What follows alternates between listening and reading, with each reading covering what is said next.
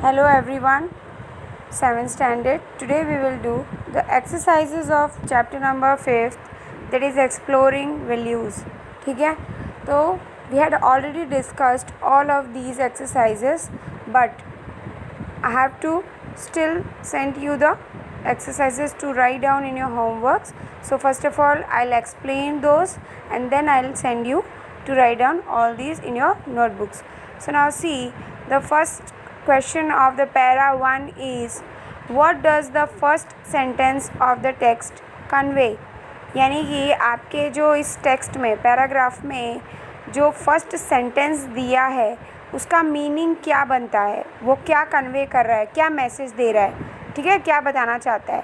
So the answer is the first sentence of the text conveys that Swaminathan is all prepared to study with his father.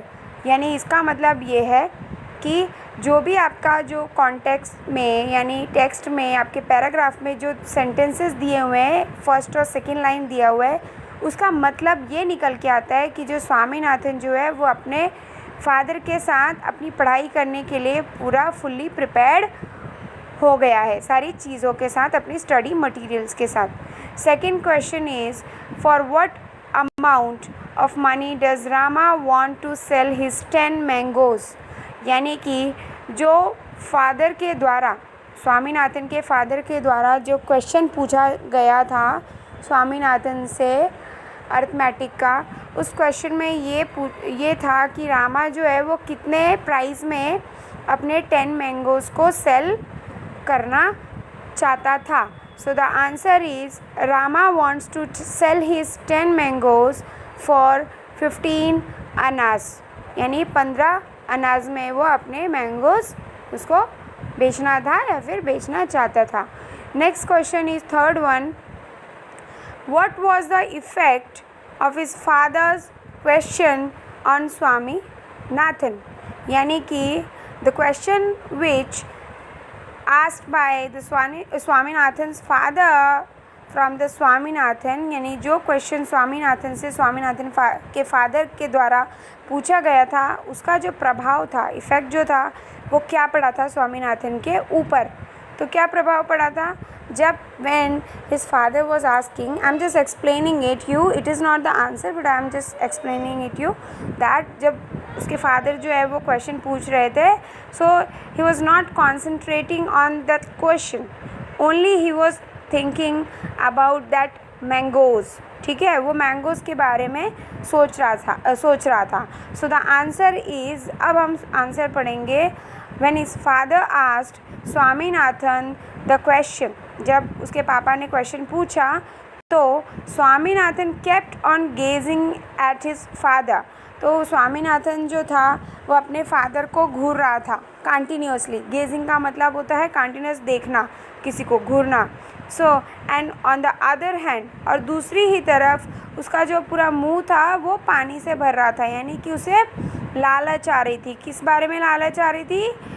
For those mangoes which were been discussing in between the Swaminathan and with his father. ठीक है, जो कि mangoes के बारे में वो दोनों discuss कर रहे थे. यानी जो क्वेश्चन जो था उसमें मैंगो का डिस्कशन हुआ था ना, तो मैंगो के बारे में सोच के उसके मुंह में पानी आ रहा था. Next, the question first from the para 2 is, what made Swaminathan feel helpless. यानी कि स्वामीनाथन को क्या चीज़ जो थी वो हेल्पलेस बना रही थी. हेल्पलेस मतलब वो कुछ कर नहीं पा रहा था, क्या चीज़ ऐसी थी. सो the answer is Swaminathan felt. Feel का पास्ट टेंस हो जाएगा. Listen, always keep in your mind that when you write any answer, so your answer should be in past tense always. All the helping verbs or the main verbs should be in past tense. We, to, simple past. Okay, so always keep it in your mind. So the answer is Swaminathan felt that his father had not made the point clear whether Rama wanted to sell ripe mangoes or unripe mangoes. This confusion made him feel helpless. यानी कि स्वामीनाथन सोच रहा था कि उसके जो father हैं वो इस बात को बताने पे ज़ोर बिल्कुल नहीं डाल रहे थे कि वो जो आम थे वो पके हुए थे या कि कच्चे थे। पका होना है मतलब राइप होना, अनराइप होना मतलब कच्चा होना। तो अगर ये बात उसे क्लियर हो जाती, अगर उसके फादर इस बात को क्लियर कर देते कि वो आम जो है वो पके हैं या फिर कच्चे हैं, तो ये कन्फ्यूजन वो दूर हो जाती उसके लिए और उसके लिए वो आंसर निकालना इजी हो जाता। तो यही जो कन्फ्यूजन था कि वो आम पके थे कि कच्चे थे, यही कन्फ्यूजन उसको उस आंसर को सॉल्व करने में हेल्पलेस फील करवा रही थी।